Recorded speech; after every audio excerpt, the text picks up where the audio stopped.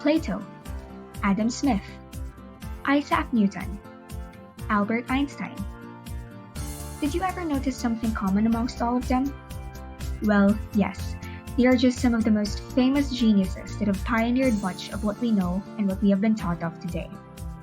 And another common characteristic is that they are all of male identity.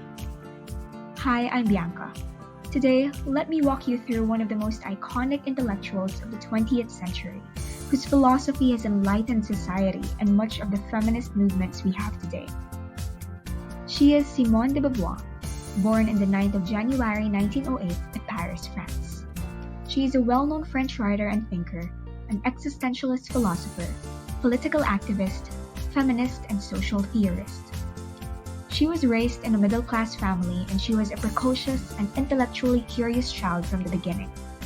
De Beauvoir's intellectual zeal was nourished by her father, who provided her with carefully edited selections from the great works of literature and who encouraged her to read and write from an early age. De Beauvoir had been a deeply religious child as a result of her education and her mother's devotedly religious training.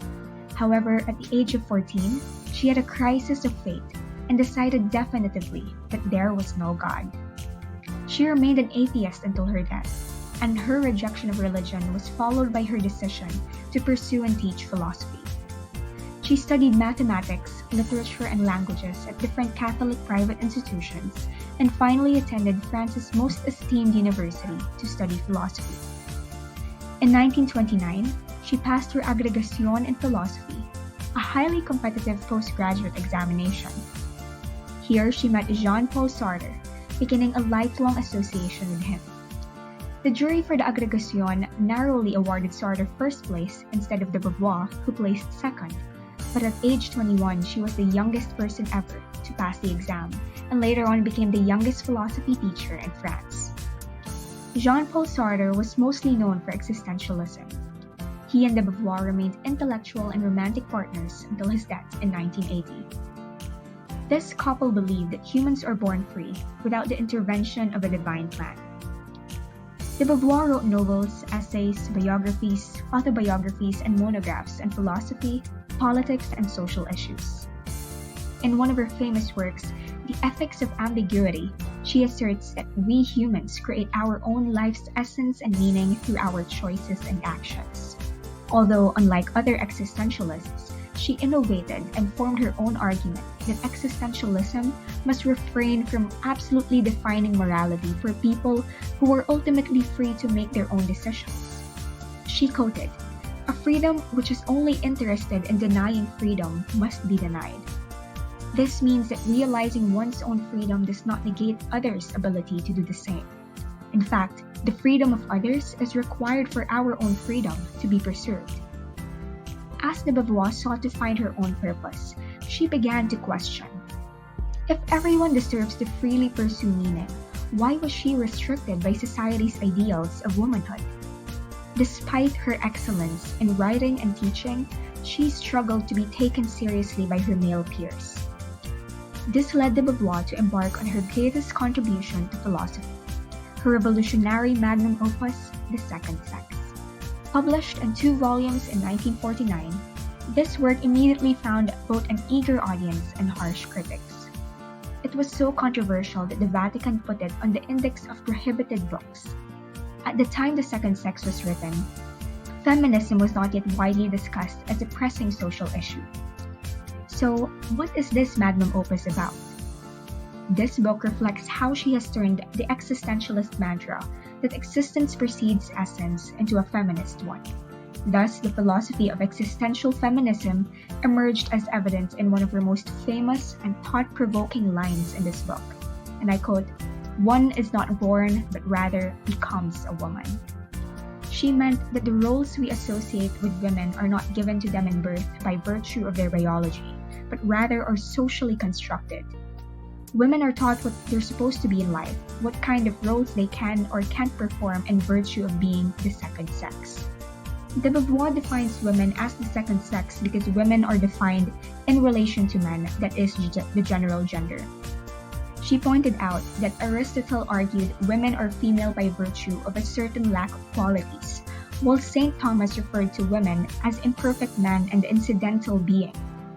De Beauvoir concluded that women are as capable of choice as men, and thus can choose to elevate themselves, moving beyond the immanence to which they were previously resigned, and reaching transcendence, a position in which one takes responsibility for oneself and the world, where one chooses one's freedom.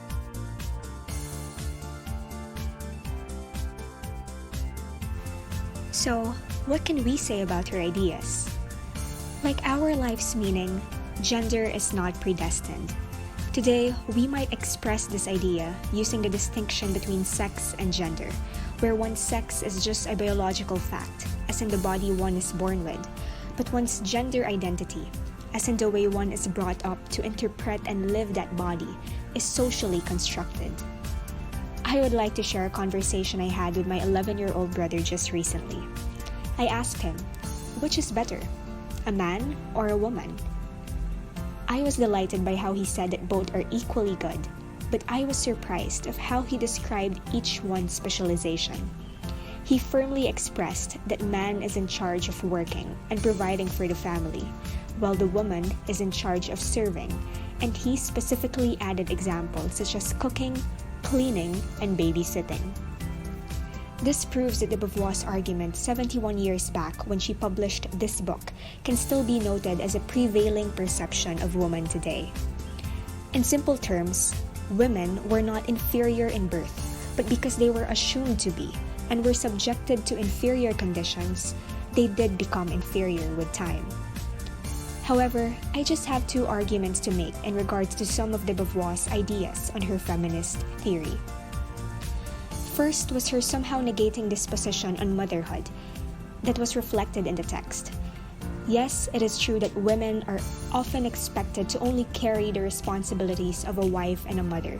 That means doing chores, taking care of the children, and basically staying at home and serving the family.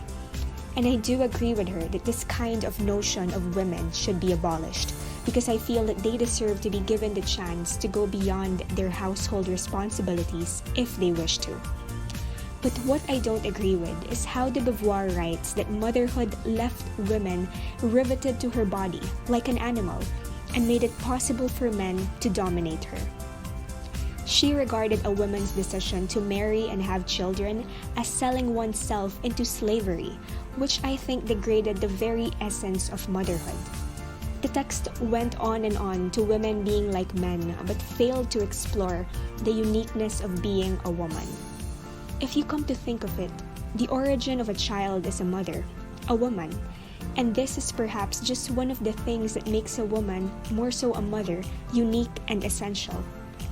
I believe that the aim of feminism isn't to bring women down for what they choose to express themselves as or what they choose to pursue, whether it be being a full-time or part-time housewife/mother, or even not being a wife or mother at all. For me, the whole aim of feminism is to support women in whatever they choose to do, as long as it is considerate and respectful to others. My second argument was the feminist context which she draws upon. One of the limitations of the second sex was how it established a philosophical positioning of woman in the most universal and general sense. And when we say universal, white women implicitly, without consideration of the intersectional aspects of race, class, sexuality, gender, ability, nationality, and other categories. Her work presented an understanding of racial oppression as a white problem, but omitted the experiences of differently situated others.